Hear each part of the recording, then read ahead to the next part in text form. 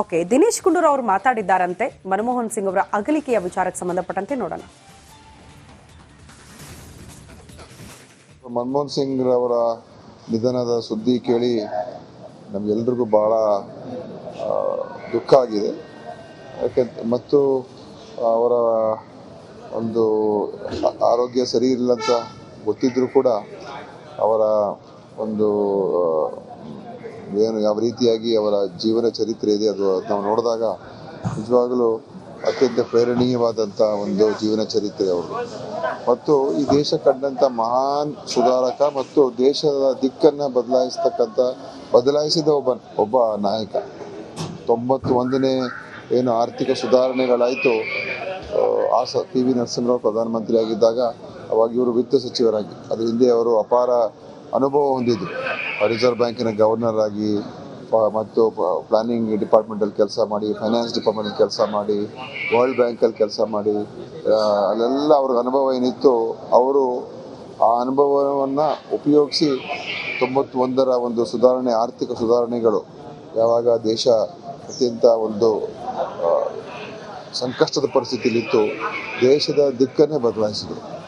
ಮತ್ತು ಒಂದು ಆಧುನಿಕ ಭಾರತ ಕಟ್ಟೋದಕ್ಕೆ ಮಹತ್ತರವಾದಂಥ ಪಾತ್ರ. ಮತ್ತು 10 ವರ್ಷ ಪ್ರಧಾನಮಂತ್ರಿಯಾಗಿ ಬಹುಶಃ ಇವತ್ತು ಏನೇನು ಕೆಲಸ ಮಾಡಿದರೆ ಅದು ಇವತ್ತು ಕೂಡ ಶಾಶ್ವತವಾಗಿ ಉಳಿದಿದೆ. ಏನು ಅವರು 10 ವರ್ಷ ಪ್ರಧಾನಮಂತ್ರಿಗಳಾಗಿ ಅನೇಕ ಯೋಜನೆಗಳು ಬಡ ಜನರ ಪರವಾಗಿ, ಸಾಮಾನ್ಯ ಜನರ ಪರವಾಗಿ, ಇವತ್ತು ಆಧಾರನ ತಗೊಂಡ್ಬಂದಿರತಕ್ಕಂಥದ್ದು ಅವರೇ. ಮತ್ತು ಅವ್ರ ಕಾಲದಲ್ಲಿ ಮಾಹಿತಿ ಹಕ್ಕು ಕಾಯ್ದೆಯನ್ನು ರಾಷ್ಟ್ರ ಮಟ್ಟದಲ್ಲಿ ಅನುಷ್ಠಾನ ಮಾಡಿದ್ರು. ಆರೋಗ್ಯ ಹಕ್ಕು ಕಾಯ್ದೆ ಅಂದರೆ ಆರೋಗ್ಯ ಹಕ್ಕಲ್ಲ, ನಮ್ಮ ಆಹಾರ ಹಕ್ಕಿನ ಕಾಯ್ದೆ, right to food, right to education. Doctor Manmohan Singh ವಿಧಿವಶರಾಗಿರುವ ಹಿನ್ನೆಲೆ ಒಂದೇ ದಿನಕ್ಕೆ ಕಾಂಗ್ರೆಸ್ನ ಅಧಿವೇಶನ ಕೂಡ ಅಂತ್ಯವಾಗಿದೆ. ಬೆಳಗಾವಿಯಿಂದ ದೆಹಲಿಯತ್ತ ಕೈ ನಾಯಕರು ಹೊರಟಿದ್ದಾರೆ. ವಿಶೇಷ ವಿಮಾನದ ಮೂಲಕ ಗಣ್ಯರು ತೆರಳುತ್ತಿದ್ದಾರೆ. ನಮಗೆಲ್ಲ ಗೊತ್ತು, ಕಾಂಗ್ರೆಸ್ನ ಅತಿ ದೊಡ್ಡ ಸಮಾವೇಶನ ಅಥವಾ ಅಧಿವೇಶನ ಈಗ ಬೆಳಗಾವಿಯಲ್ಲಿ ಇತ್ತು. 2 ದಿನ ಆಗಬೇಕಾಗಿತ್ತು, ಬಟ್ ಅದು ಅರ್ಧಕ್ಕೆ ನಿಂತು ಹೋಗಿದೆ. ಕಾರಣ ಡಾಕ್ಟರ್ ಮನಮೋಹನ್ ಸಿಂಗ್ ಅವರ ನಿಧನದ ಸುದ್ದಿ ಕೇಳಿ ಅನೇಕ ಗಣ್ಯರು ದೆಹಲಿಯತ್ತ ಹೊರಟಿದ್ದಾರೆ. ಎಐಸಿಸಿ ಅಧ್ಯಕ್ಷ ಮಲ್ಲಿಕಾರ್ಜುನ ಖರ್ಗೆ ಅವರ ಆದಿಯಾಗಿ ಅನೇಕ ಗಣ್ಯರು ಕೂಡ ಬೆಳಗಾವಿಯಲ್ಲಿದ್ದರು. ಸೊ ಅಲ್ಲಿಂದ ಈಗ ದೆಹಲಿಯತ್ತ ಹೊರಟಿದ್ದಾರೆ ಅನ್ನೋದರ ಡೀಟೇಲ್ಸ್ ಸಿಗ್ತಾ ಇದೆ. ಹಾಗಾಗಿ ಈ ಕಾರ್ಯಕ್ರಮವನ್ನ ಸದ್ಯ ರದ್ದುಗೊಳಿಸಲಾಗಿದೆ ಅನ್ನೋದರ ಡೀಟೇಲ್ಸ್ ಕೂಡ ಸಿಗ್ತಾ ಇದೆ. Mostly CM Siddaramaiah, DCM DK Shivakumar ಅವರು ಕೂಡ ಕೆಲ ಕ್ಷಣಗಳಲ್ಲಿ ದೆಹಲಿಗೆ ಹೋಗಬಹುದು ಅನ್ನುವಂತಹ ನಿರೀಕ್ಷೆ, ಅಂಥದ್ದೇ ಒಂದು ಮಾಹಿತಿ ಸಿಗ್ತಾ ಇದೆ. ಬಹುತೇಕ ಎಲ್ಲ ನಾಯಕರು ಕೂಡ ಇವತ್ತು ದೆಹಲಿಗೆ ಹೋಗಿ ಅಂತಿಮ ನಮನ ಸಲ್ಲಿಸಿ, ಅಂದ್ರೆ ಅಂತಿಮ ದರ್ಶನ ಪಡ್ಕೊಂಡು ವಾಪಸ್ ಆಗ್ತಾರೆ ಅಂತ. ಒಂದ್ ಕಡೆ ದೆಹಲಿಯಲ್ಲಿ ಪ್ರಧಾನಿ ನರೇಂದ್ರ ಮೋದಿ ಅವರ ನೇತೃತ್ವದಲ್ಲಿ ಸಂಪುಟ ಸಭೆ ಇರುತ್ತೆ. ಆ ಸಭೆಯಲ್ಲಿ ಶ್ರದ್ಧಾಂಜಲಿ ಬಿಜೆಪಿ ಪಾಳ್ಯದಿಂದ ಆದ್ರೆ, ಈ ಕಡೆ ಕಾಂಗ್ರೆಸ್ ನಾಯಕರು ಕೂಡ ತಮ್ಮ ನಾಯಕನ ಅಗಲಿಕೆಗೆ ಅವರ ಅಂತಿಮ ದರ್ಶನ ಪಡೆದುಕೊಳ್ಳೋದಕ್ಕೆ ದೆಹಲಿಯತ್ತ ಮುಖ ಮಾಡ್ತಿದ್ದಾರೆ. 7 ದಿನಗಳ ಕಾಲ ಶೋಕಾಚರಣೆ, ಬರೀ ರಾಜ್ಯ ಮಾತ್ರ ಅಲ್ಲ, ದೇಶದಾದ್ಯಂತಲೂ ಕೂಡ ಇಲ್ಲಿ ಪ್ರಮುಖವಾಗಿ ಸಿಎಂ ಸಿದ್ದರಾಮಯ್ಯನವರು ಕೂಡ ಅದನ್ನು ಪ್ರಸ್ತಾಪ ಮಾಡಿದ್ದಾರೆ. ಕಾಂಗ್ರೆಸ್ ನಾಯಕರು ಮಾತನಾಡುತ್ತಿದ್ದಾಗ ಹೇಳ್ತಾ ಇದ್ರಲ್ಲ, ಪಕ್ಷಾತೀತವಾಗಿ ಬಹುತೇಕರು ಅವ್ರು ಕೊಟ್ಟಿರುವಂತಹ ಕೊಡುಗೆಯನ್ನ ಸ್ಮರಿಸ್ತಿದ್ದಾರೆ ಅಂತ. ಖಂಡಿತ ಹೌದು, ರಾಜಕೀಯ ಏನೇ ಇರಬಹುದು, ಬೇರೆ ಪಕ್ಷ ಅಂತ ನೋಡಿದ್ರು ಕೂಡ ಅವ್ರು ಕೊಟ್ಟಿರುವಂತಹ ಕೊಡುಗೆ, ಮಾಡಿರುವಂತಹ ಕೆಲಸಗಳು ಯಾವತ್ತೂ ಕೂಡ ಜನಮಾನಸದಲ್ಲಿ ಇರುತ್ತೆ. ಯಾರು ಅದನ್ನ ಟೀಕೆ, ಅಂದ್ರೆ ರಾಜಕೀಯವಾಗಿ ಕೆಲ ಟೀಕೆ ಟಿಪ್ಪಣಿಗಳು ಬಂದರೂ ಕೂಡ ತಂದಿರುವಂತಹ ಯೋಜನೆಗಳ ಅದರ ಸಹಕಾರ, ಅದರ ಇಂಪ್ಲಿಮೆಂಟೇಷನ್, ಇದೆಲ್ಲವನ್ನ ಕೂಡ ನೆನಪು ಮಾಡಿಕೊಳ್ತಿದ್ದಾರೆ ಬಹುತೇಕ ನಾಯಕರು.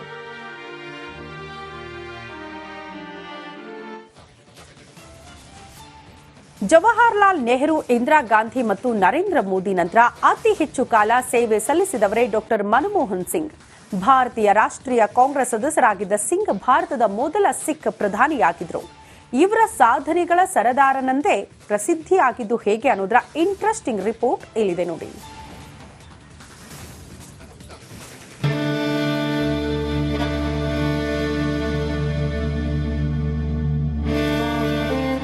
ಭಾರತ ಕಂಡ ಶ್ರೇಷ್ಠ ಪ್ರಧಾನಿ, ಜಗತ್ತು ಕಂಡ ಅದ್ಭುತ ಆರ್ಥಿಕ ತಜ್ಞ, ದೇಶ ಮೆಚ್ಚಿದ ಹಣಕಾಸು ಮಂತ್ರಿ, ಅಭಿವೃದ್ಧಿಯ ಹರಿಕಾರ, ಆರ್ಥಿಕ ತಜ್ಞ, ಅಪರೂಪದ ರಾಜಕಾರಣಿ, ಮಾಜಿ ಪ್ರಧಾನಿ ಡಾಕ್ಟರ್ ಮನಮೋಹನ್ ಸಿಂಗ್ ಅಗಲಿಕೆಗೆ ಇಡೀ ದೇಶವೇ ಕಂಬನಿ ಮಿಡಿತಾ ಇದೆ. ಅಭಿವೃದ್ಧಿಯ ಹರಿಕಾರ ಆರ್ಥಿಕ ತಜ್ಞ, ಸಾಧನೆಯ ಸರದಾರ ಡಾಕ್ಟರ್ ಸಿಂಗ್. ಮಾಜಿ ಪ್ರಧಾನಿ ಮನಮೋಹನ್ ಸಿಂಗ್ ನಡೆದು ಬಂದ ಹಾದಿ ಅಂತಿಂತದಲ್ಲ. ಆರ್ಥಿಕ ತಜ್ಞರ ಸಾಧನೆ ಒಂದೆರಡಲ್ಲ. ಮನಮೋಹನ್ ಸಿಂಗ್ ಅಂದ್ರೆ ಅದು ಅಭಿವೃದ್ಧಿಯ ಹೆಮ್ಮರ. ಅವರ ಒಂದೊಂದು ಸಾಧನೆಗಳು ಅನನ್ಯ. ಡಾಕ್ಟರ್ ಮನಮೋಹನ್ ಸಿಂಗ್ ಪ್ರಧಾನಿಯಾಗಿದ್ದ ಅವಧಿಯಲ್ಲಿ ಜಾರಿಯಾದ ಪ್ರಮುಖ ಯೋಜನೆಗಳೇನು ಅಂತಾನೆ ತೋರಿಸ್ತೀವಿ ನೋಡಿ. ಆಧಾರ್ ಕಾರ್ಡ್. ಡಾಕ್ಟರ್ ಮನಮೋಹನ್ ಸಿಂಗ್ ಪ್ರಧಾನಿಯಾಗಿದ್ದ ಅವಧಿಯಲ್ಲೇ ದೇಶದಲ್ಲಿ ಆಧಾರ್ ಕಾರ್ಡ್ ಯೋಜನೆ ಜಾರಿಗೆ ಬಂತು. ಈ ಮೂಲಕ ಭಾರತದ ಏಕರೂಪದ ಗುರುತಿನ ಕಾರ್ಡ್ ಯೋಜನೆಯನ್ನ ಪ್ರಾರಂಭಿಸಲಾಯಿತು. ನರೇಗಾ ಯೋಜನೆ. 2005ರಲ್ಲಿ ಡಾಕ್ಟರ್ ಮನಮೋಹನ್ ಸಿಂಗ್ ಪ್ರಧಾನಿಯಾಗಿದ್ದ ವೇಳೆಗೆ ನರೇಗಾ ಅಂದ್ರೆ ರಾಷ್ಟ್ರೀಯ ಗ್ರಾಮೀಣ ಉದ್ಯೋಗ ಖಾತರಿ ಕಾಯ್ದೆಯ ಯೋಜನೆಯನ್ನ ಪರಿಚಯಿಸಲಾಯಿತು. ಪರಮಾಣು ಒಪ್ಪಂದ. ಡಾಕ್ಟರ್ ಮನಮೋಹನ್ ಸಿಂಗರ ಬಹುದೊಡ್ಡ ಸಾಧನೆ ಇದು. ಸಿಂಗ್ ಪ್ರಧಾನಿಯಾಗಿದ್ದ ವೇಳೆ ಭಾರತ ಮತ್ತು ಅಮೆರಿಕ ಪರಮಾಣು ಒಪ್ಪಂದಕ್ಕೆ ಸಹಿ ಹಾಕಲಾಯಿತು. ಇದು ಭಾರತವು ಪರಮಾಣು ಇಂಧನ ಮತ್ತು ತಂತ್ರಜ್ಞಾನವನ್ನ ಖರೀದಿಸಲು ಮತ್ತು ಅವುಗಳನ್ನ ಮಾರಾಟ ಮಾಡಲು ಅವಕಾಶವನ್ನ ನೀಡಿತು. ಚಂದ್ರಯಾನದ ರೂವಾರಿ.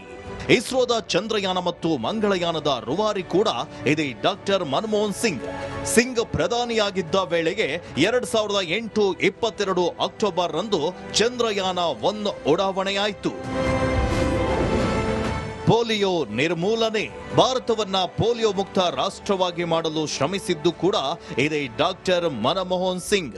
ಇದರ ಪರಿಣಾಮವಾಗಿ ಭಾರತ 13 ಜನವರಿ 2011 ರಂದು ತನ್ನ ಕೊನೆಯ ಪೋಲಿಯೋ ಪ್ರಕರಣವನ್ನ ದಾಖಲಿಸಿತ್ತು. ಸಿಂಗ್ ಆಡಳಿತಾವಧಿಯಲ್ಲಿ ಭಾರತ ಫೆಬ್ರವರಿ 24, 2012 ರಂದು WHO ಇಂದ ಪ್ರಮಾಣವನ್ನ ಪಡೆಯಿತು.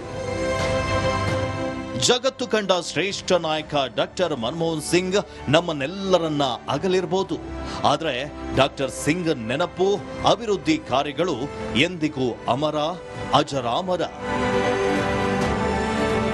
Bureau report, republic Kannada.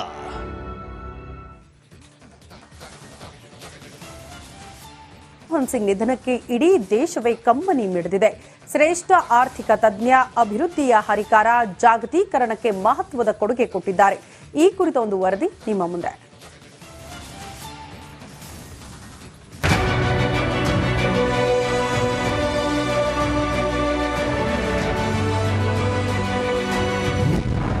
LPG ಪರಿಚಯಿಸಿದ ಧೀಮಂತ ಮನಮೋಹನ್ ಸಿಂಗ್. ಜಾಗತೀಕರಣದಿಂದ ಬದಲಾವಣೆ ತಂದ ನಾಯಕ.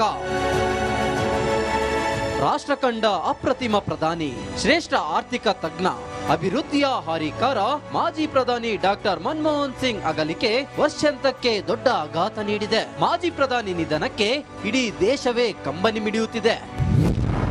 ಜಾಗತೀಕರಣದಿಂದ ಅಂತಾರಾಷ್ಟ್ರೀಯ ಮಟ್ಟದಲ್ಲಿ ಸಾಧನೆ.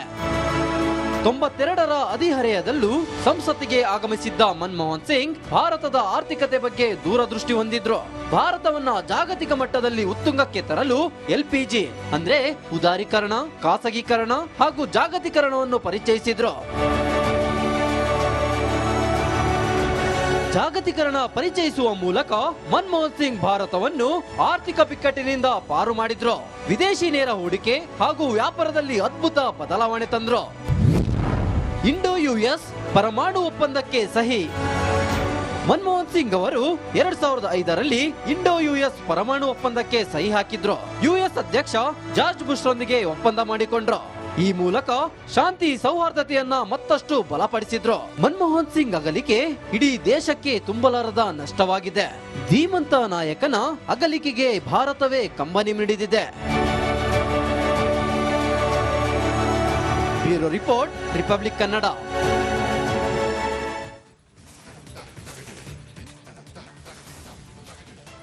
ಮಾಜಿ ಪ್ರಧಾನಿ ಡಾಕ್ಟರ್ ಮನಮೋಹನ್ ಸಿಂಗ್ ಅವರು ವಿಧಿವಶರಾಗಿರುವ ಹಿನ್ನೆಲೆಯಲ್ಲಿ ಗಣ್ಯಾತಿ ಗಣ್ಯರು ಟ್ವೀಟ್ ಮೂಲಕ ಸಂತಾಪ ಸೂಚಿಸಿದ್ದಾರೆ. ಪ್ರಮುಖವಾಗಿ ಪ್ರಧಾನಿ ನರೇಂದ್ರ ಮೋದಿ ಅವರು ಈಗ ತಾನೇ ಒಬ್ರು ಕಾಂಗ್ರೆಸ್ ನಾಯಕರು ಮಾತಾಡ್ತಾ ಇದ್ರಲ್ಲ, ಪಕ್ಷಾತೀತವಾಗಿ ಅವರನ್ನ ಅಪ್ಪಿಕೊಂಡವರು ಹೆಚ್ಚು ಅಂತ. ಹಾಗಾಗಿದೆ ಪರಿಸ್ಥಿತಿ. ಎಲ್ಲಾ ನಾಯಕರು ಕೂಡ ಅವ್ರನ್ನ ಅಪ್ಪಿಕೊಳ್ಳೋದಷ್ಟೇ. ಯಾಕಂದ್ರೆ